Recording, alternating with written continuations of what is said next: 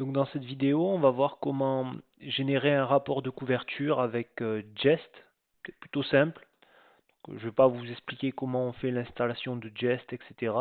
Tout ça, normalement, on l'a déjà vu et vous pouvez vous reporter à la documentation officielle. Mais sinon, pour lancer, une fois que tout est configuré, déjà, moi, je vous invite à rajouter dans le package JSON un petit script pour utiliser Jest. Et puis ensuite, vous avez juste à lancer ça. Donc normalement ça vous lancera Jest et les tests unitaires. Vous verrez si vous avez quelque chose qui s'est mal passé.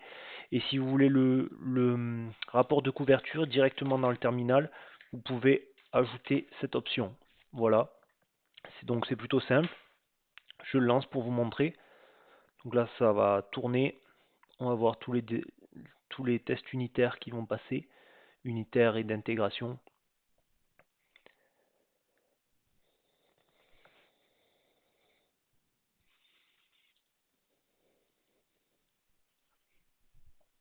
Voilà, vous allez le report directement ici. Donc là, vous voyez qu'on atteint un taux de couverture de 96,81%. C'est plutôt bon. En général, on essaie de ne pas passer sous les 80%. C'est comme ça qu'on sait si on a un projet, on va dire, entre guillemets, de qualité. C'est dans les grosses codebases, c'est assez difficile à atteindre. Mais voilà, après on peut toujours tricher en excluant des fichiers qui ne sont pas nécessaires à tester, comme tout ce qui est modèle, interface, DTO. Voilà, là c'est pas spécifiquement utile d'aller tester ce type de fichier parce que tout simplement il n'y a rien à tester dessus. Voilà. En général on se concentre d'ailleurs plus sur tout ce qui est service et contrôleur. Bon, allons-y. Bref, ouvrez votre navigateur. Et pour ce qui est du coverage, vous allez le trouver là-dedans. Vous allez dans coverage, donc on a paramétré tout pour que ça parte là-dedans. Vous allez dans Jest et vous trouvez le coverage juste ici normalement.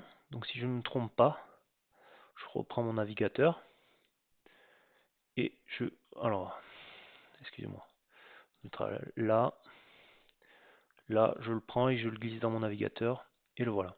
Vous avez la coverage ici. Je vous montre.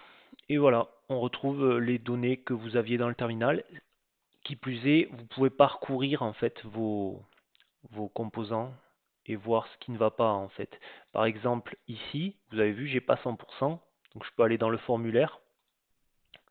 Donc ici, j'ai tout couvert, donc c'est bon. Mais ici, vous voyez, on peut voir d'autres lignes, des lignes que je n'ai pas couvertes. Et si on veut continuer de monter, on peut tester ces morceaux de code là. Donc voilà, je vous ai montré comment générer un rapport de couverture avec Jest.